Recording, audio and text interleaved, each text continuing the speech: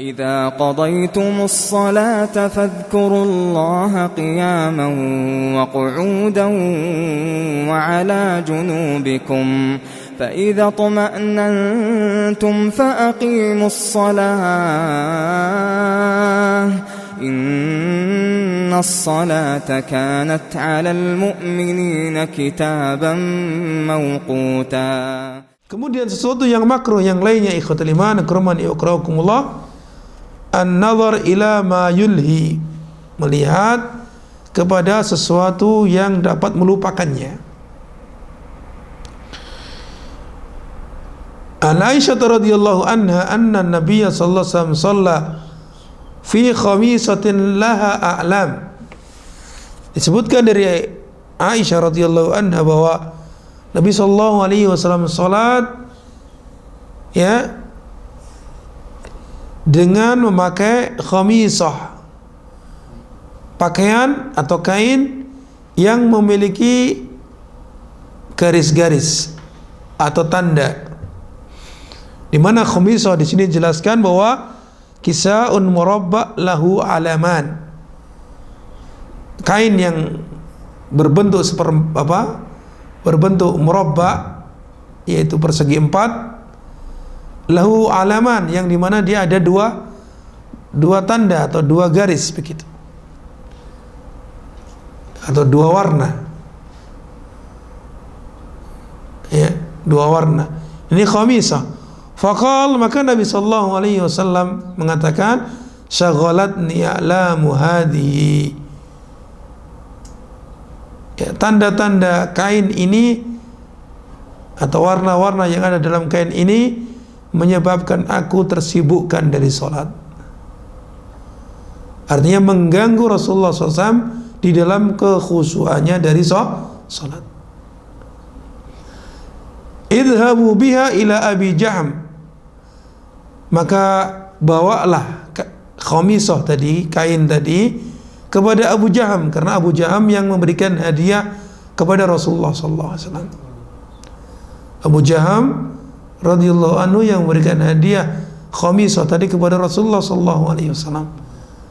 Maka Rasulullah sallallahu alaihi wasallam, karena ya ketika beliau memakainya untuk salat, beliau terganggu oleh keindahan warna tersebut, ya, keindahan warna tersebut, sehingga apa? Sehingga mengganggunya dari kekhusyuan salat. Kemudian dikirimkanlah hal itu kepada beliau, memerintahkan kepada sahabat-sahabatnya agar mengembalikan kepada Abu Jaham, kemudian agar diganti dengan yang lainnya.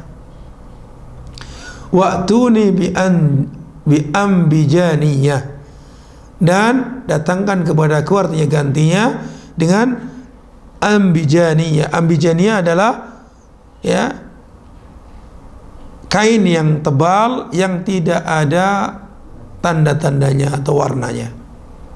Artinya tidak berwarna-warni, polos begitu. Kain yang tebal yang polos. Nah, ini dalam hadis ini menunjukkan sangat jelas sekali bahwa kita hendaknya menghilangkan di tempat kita sholat pakaian-pakaian atau sesuatu yang dapat menjadikan pikiran kita, pandangan kita akan sibuk dengannya, sehingga kita lupa dalam sholat kita. Kita tidak khusyuk di dalam sholat kita. Ini sebagai contoh saja, sebagai contoh, karena kaidah ini menjadi umum sifatnya. Apa saja yang dapat mengganggu seseorang dari kekhusyuan sholatnya hendaknya disingkirkan di tempat sholatnya. Misalkan ada sajadah tersebut berwarna-warni yang indah, bahkan ada tulisannya ini dan itu, maka ketika dia menyebabkan tidak khusyuk sholatnya karena melihat sajadah tersebut, maka ini diganti dengan sajadah yang polos saja, yang tidak ada warna-warni, dan seterusnya. Misalkan di depan sholat kita ada tulisan-tulisan, maka ini juga akan mengganggu orang dari kekhusyuan sholatnya. Maka singkirkan segala hal yang dapat mengganggu orang dari sholat tersebut. Di antara faidah yang lain dari hadis tersebut adalah bolehnya kita mengembalikan hadiah dalam rangka ingin ganti yang lain. Tapi bukan berarti di sini menganggapnya ini tidak baik, ingin yang lebih baik. Tadi khamisah tadi baik, akan tapi dapat mengganggu apa? Mengganggu kekhusyuan salatnya, sehingga Rasulullah SAW meminta yang biasa saja, kain yang biasa saja, yang tidak berwarna-warni. Ini artinya ketika ada seorang yang memberikan hadiah kepada kita, misalkan dalam hal ini hadiah yang diberikannya menyelisih syariat atau ada sesuatu yang dapat mengakibatkan kita ya berbuat yang dimakruhkan, maka boleh kita meminta ganti yang lain. Boleh kita meminta ganti yang lain kepadanya. Kalau dia mampu memberikan yang lain, alhamdulillah. Kalau tidak ada, ya tidak mengapa. Jangan dicerca, jangan diminta yang lain lagi yang lebih bagus. Kemudian ikhwatul iman, di antara perkara yang dimakruhkan di dalam salat adalah as-sadlu wa taghtiyatu al-fam. As-sadl itu menjulurkan atau mengurai pakaian di dalam salat. Dan nanti akan dijelaskan oleh para ulama tentang makna as-sadl di sini, karena para ulama berbeda pendapat akan hal tersebut.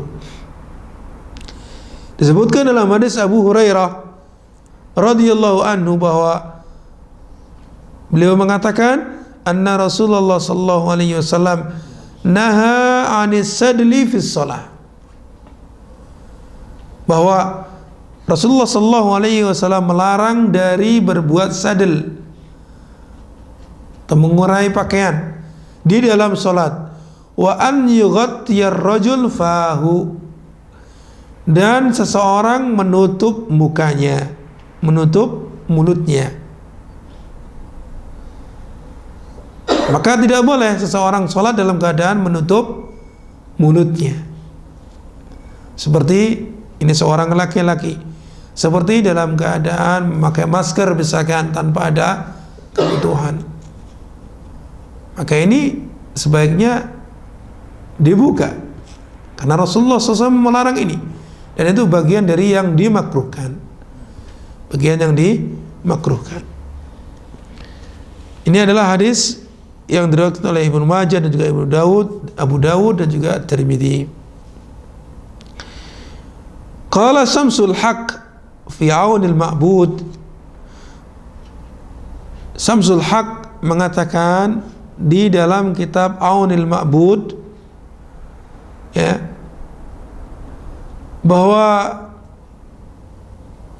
qala Al-Khattabi, Imam Al-Khattabi mengatakan as-sadlu irsalu thawbi hatta yusibal ard.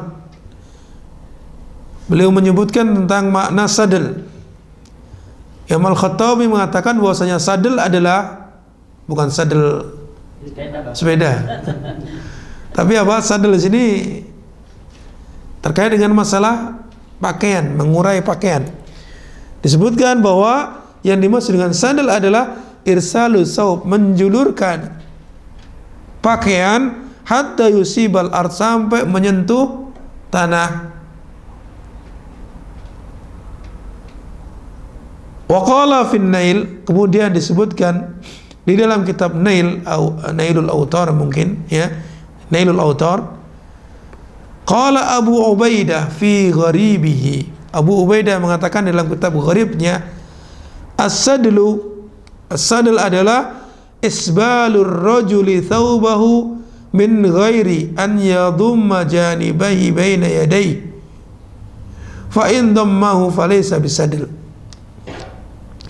Makna yang kedua yang diungkapkan oleh Abu Ubaidah tentang sadl adalah isbalur rajul thawbahu. Isbal itu adalah menjulurkan kain, yaitu seseorang yang menjulurkan kainnya min ghairi an yadumma janibai baina yadai, min ghairi an yadumma, tanpa dia menggabungkan dua sisinya di antara kedua tangannya. Ya, dia tidak menggabungkan kedua sisi di antara dua tangannya ini, dia digabungkan begini, dibiarkan begitu.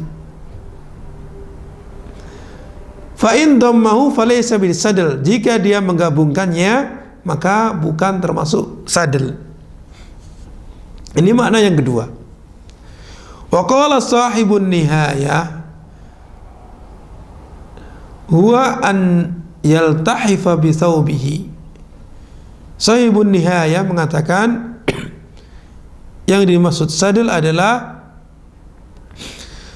dia menyelimutkan pakaiannya, wa yudkhila yadayhi min dakhil, kemudian dia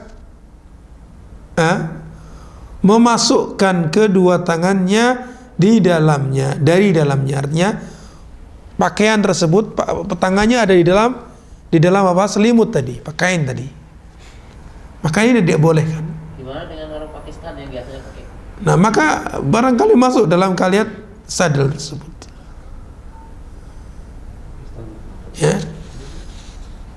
Fayarka'u wa yasjudu wa huwa kadzalik.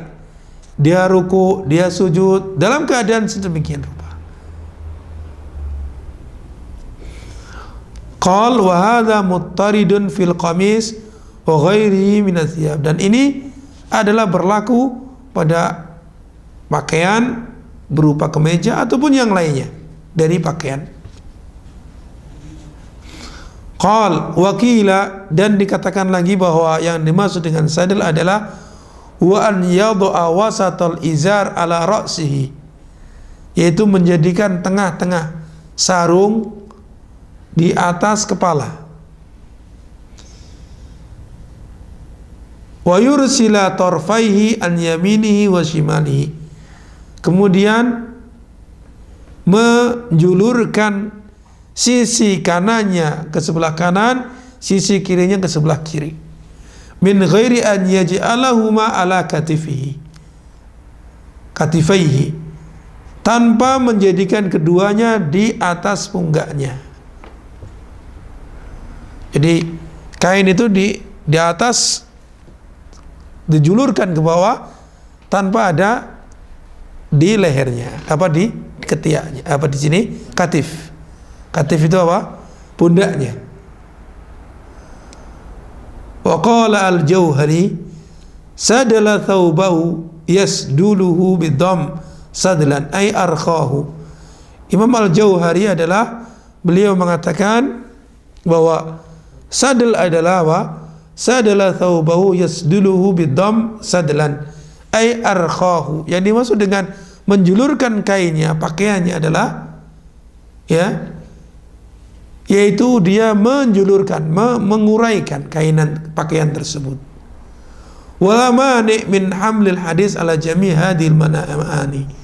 Kemudian ungkapan dari Samsul Haq dalam kitab Aunul Ma'bud tersebut mengatakan bahwasanya tidak ada larangan membawa makna sadel kepada seluruh makna-makna yang disebutkan pada ungkapan-ungkapan para ulama tadi. Ada yang mengatakan sadel adalah tadi yang pertama menjulurkan kain sampai apa? Ke tanah. Ada yang lagi mengatakan bahwasanya sadel adalah menjulurkan kain tanpa menggabungkan kedua sisinya di kedua tangannya. Ada juga yang mengatakan bahwasanya sadel adalah menyelimutkan ke badannya yang memasukkan kedua tangannya di dalamnya. Dia ruku, sujud dalam keadaan seperti itu. Kemudian ada lagi yang mengatakan bahwasanya sadel adalah kain yang atau sarung yang dijadikan di atas kepala, dan sisi kanannya di sebelah kanan, sisi kiri sebelah kiri, tanpa ada diletakkan di mana? Di pundaknya. Ini makna-makna sadel. Nah, kesimpulan beliau adalah tidak mengapa kita bawa kepada seluruh makna-makna tadi, makna sadal tadi. Ya. In kana sadal mustarakan bainaha wa hamlul mustarak ala jami' ma'ani huwal madhhab al-qawi. Ya, apabila sadal adalah bermakna kepada keseluruhan tadi, makna-makna yang disebutkan, dan membawa makna kepada keseluruhan makna yang disebutkan tadi adalah pendapat yang kuat. Pendapat yang kuat. Selesai ungkapan dari Syamsul Haq dalam kitab Aunul Ma'bud.